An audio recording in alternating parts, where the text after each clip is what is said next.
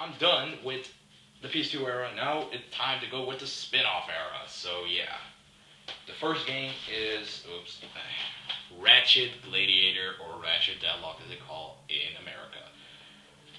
Now this game takes place after the events of Uppy Arsenal, and Ratchet became the captain of the Starship Phoenix, and this girl named Sasha, which it is in Ratchet and Clank 3, which has a crush on Ratchet, and as you might know, is one of those girls who actually like Ratchet.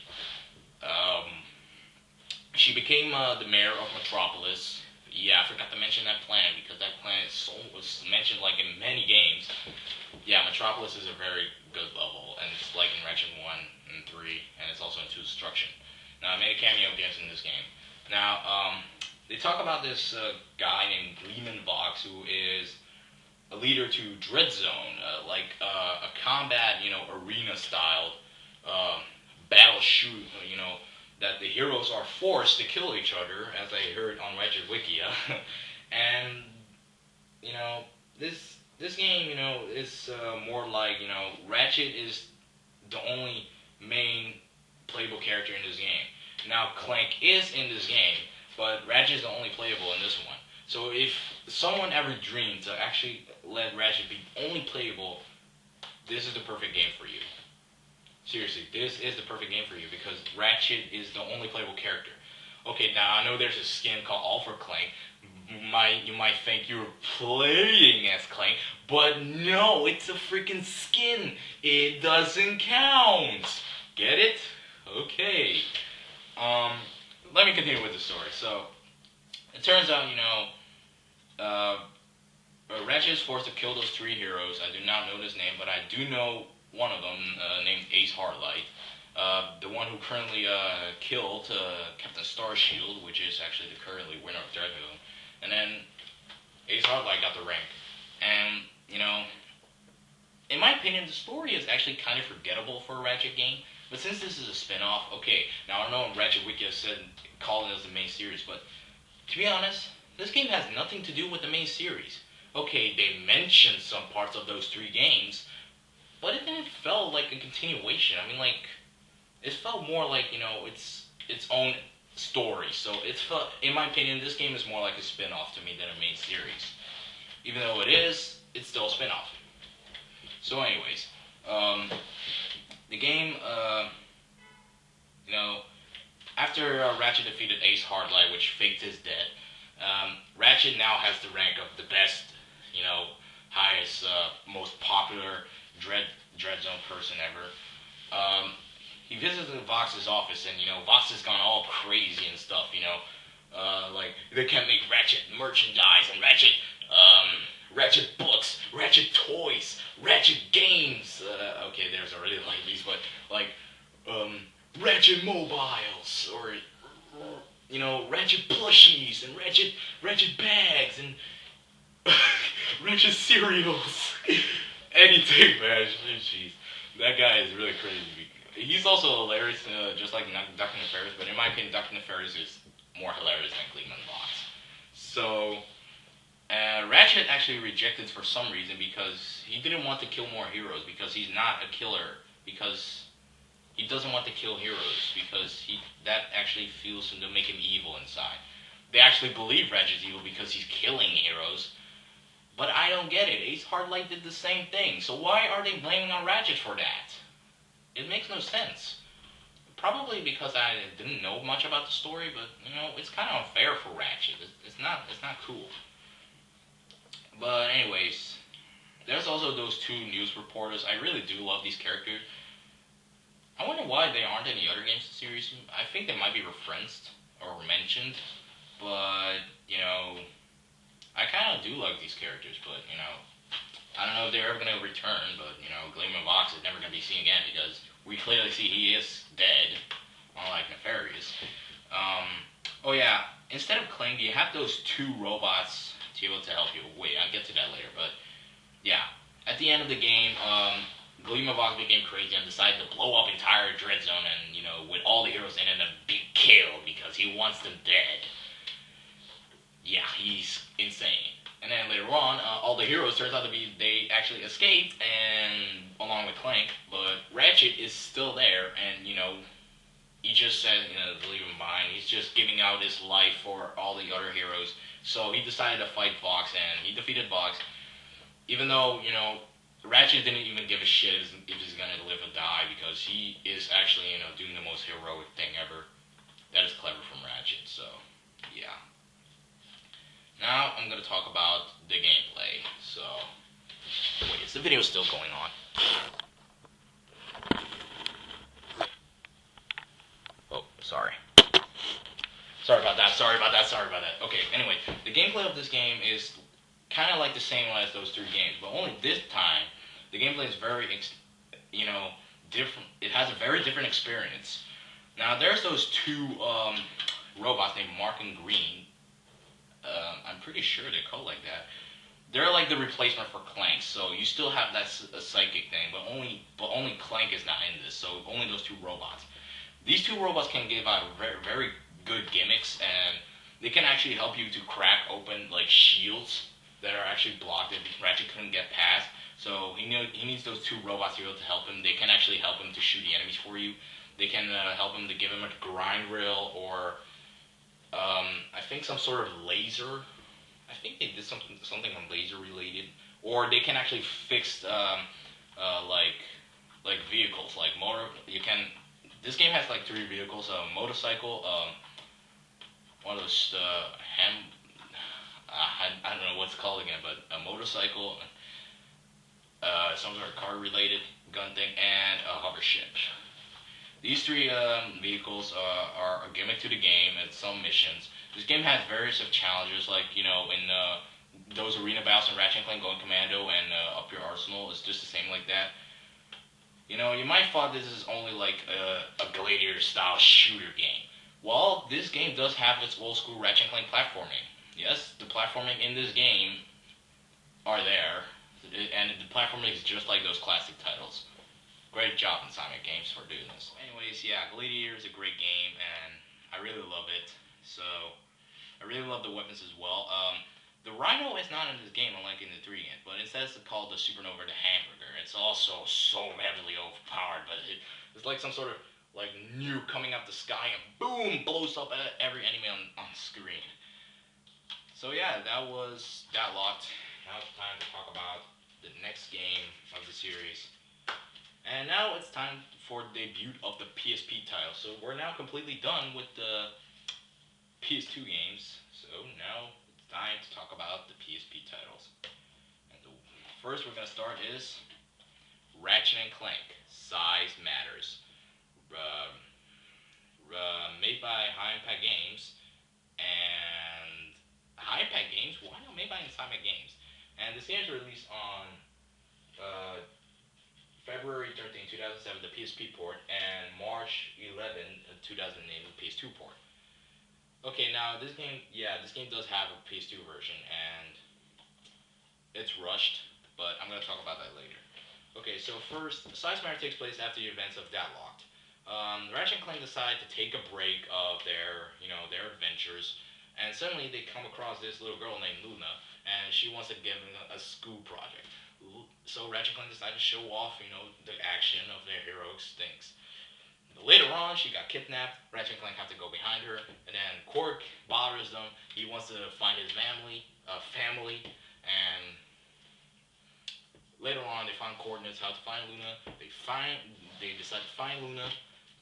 It turns out Luna is an evil, and then later on, Clank was knocked out by Luna, and then suddenly, some sort of weird robotic thing, Ratchet watched from the sky. Actually, I think he was knocked out. And then later on, Clank was in Planet Mattel's. He found out that Ratchet was kidnapped, and he was like, knocked out. And then later on, Clank has decided to go to that place. Ratchet's in dreamtime and going through a weird dream, and then decided to go to that door. And then Clank wakes him up, and then they decided to escape from the ship and find out what the secret plan is. The main true part of the storyline. And later on, those technomites are actually the enemies of this game. Not really at the beginning, but later on they are the enemies. And then Luna explained that they're sick and tired that little people get to do, get to do not anything. So they are gonna rule the world. So they can just destroy all big people and stuff like that. And then later on, there's this villain named Otto the Stark, and this, ladies and gentlemen, is the true villain of Size Matters. Okay, so I'm recording this on a different day because yesterday I couldn't bother to finish it.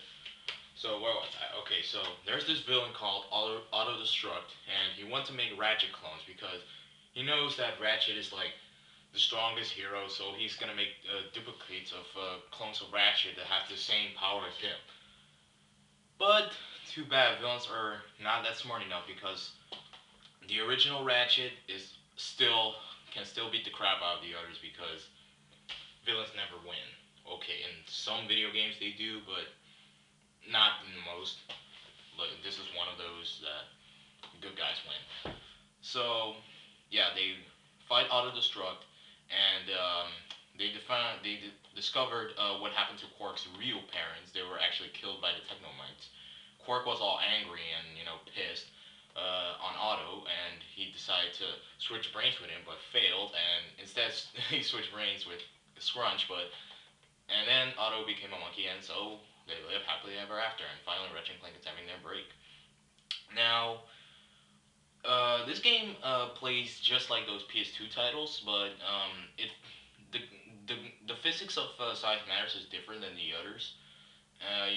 Ratchet's walking animation is a little slower, and the gliding animation is different because not when you glide you get like some sort of higher momentum. In this game, you don't, but you can actually still going faster by doing the long jump. So the long jump is actually useful, and the high jump is still in this game, but it doesn't have really high momentum unlike the others. So yeah, this game is really great, and really love it, and it's definitely one of the best PSP games out there. I really love this game, even though it's made by a different company. This is the only Ratchet and Clank title, and Secret Agent Clank is the only good games that Insomniac can make. Now there's a PS2 port of Size Matters, and guess what? The PS2 port is rushed, and I have no idea how they can rush up the PS2 version because from what I've heard, the PS2 version has like lack of annoying glitches, and the quality's terrible, and the controls are a little messed up. I did have the PS2 version, but I sold it because that version is terrible. It plays nothing like the classics, and it's a disappointment port. You know what? I think they shouldn't make a PS2 port in the first place. They should kept Size Matters as a PSP port. They did good with the PSP port, but in the PS2 port they cannot even make it right. They just fuck up everything. So I think they shouldn't make a PlayStation 2 port in the first place. I mean, like, they better stick and make it to the PSP. The PS2 port, it's terrible. I'm glad I sold it. So yeah. And then continuing on, Impact Games began downhill ever since they made Jak and Daxter: The Lost Frontier. That game was terrible. It's nothing like the old Jak and Daxter games. So I'm done with Size Matters. Now it's time to talk about Clank's own spin-off, Secret Agent Clank. Since Ratchet's having his own spin-off, Clank fans have been wondering if Clank is getting his own spin-off. Well, your dream has come true. Clank did have his own spin-off.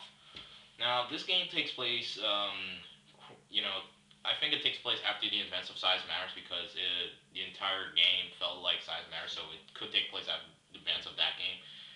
This game has nothing to do with the main series, but it's a really cool game. The story is like, Clank believed that Ratchet is actually stealing something and became evil, and he's somehow putting him in jail. Clank is finding out that that is not Ratchet. It should be somewhere else who actually want to steal the Eye of Infinity. Later on, since all those secret agent stuff, and you can actually play as Clank, Ratchet, and Quark. Okay, so you might be probably wondering, in Ratchet Deadlocked, you're not playing as Clank, but in Secret Agent Clank, you're playing as Ratchet. Yeah, many people ask me, this is so unfair, that's so stupid. Okay, and there's a reason why in Ratchet Deadlocked, Clank can be playable. If he was playable, what should he do anyway? He couldn't actually go to the battlefield. It's way too dangerous for Clank. Otherwise, he will be killed by then. So only Ratchet can actually, go to these gladiator battles. Clank can't do anything about it. He only gets to help Ratchet because he has that some sort of thing, that actually can kill them. So yeah, that is the reason Clank cannot be playable. The reason Ratchet can be playable here because he has to go through arena battles to survive in jail. That is something that makes sense, and the reason why Quark is in this because it's fun to play as Quark because you get to play him in this flashback. Even though in my opinion Quark's gameplay is the worst in this game, but whatever. Later on, it turns out that there's this guy named I don't remember his name. It's just this this money guy, and turns out he was a robotic. He was a robot, yes, he is a robot, but a robot made by a robot named Clunk, and Clunk is the main villain in this game. Yes, Clunk from Ratchet and Clank Up Your Arsenal has returned, so it turns out he's still alive after the battle with Ratchet in Metropolis. Now, all he wants to do, since after, the advance of size matters, he saw everything of Ratchet and Clank always winning, and he's having his revenge during the time of Up Your Arsenal when he was defeated. So he decided to take down, put Ratchet in jail and take down Clank once and for all. This is a really smart idea of High-Tech Games, be able to make a Clank spin-off from his Secret Agent Holophant from Up Your Arsenal. This is a great idea, High-Tech Games. I'm really impressed. Once again, they ported this on the PS2, but you know what? I don't mind the PS2 version. I'm buying the PSP version instead because I do know that the PSP port is better than the PS2. And yes, Clank came across a lot of robotic women, and he's being like, this is like the robotic version of James Bond. Clank's gameplay in this game is very impressed, and in my opinion, Clank's gameplay in this game is miles better than those other Clank gameplay, even the one in Crack in Time. I know that the one in Crack in Time is actually an improvement over all the other ones, but this is better than the one from Crack in Time because this is the only best Clank gameplay ever. I know in All for One, Clank's gameplay is also a lot cooler, but still in this game it's better than All for One's, even though All for One's Clank gameplay is the second best, and the third is actually a Crack in Time.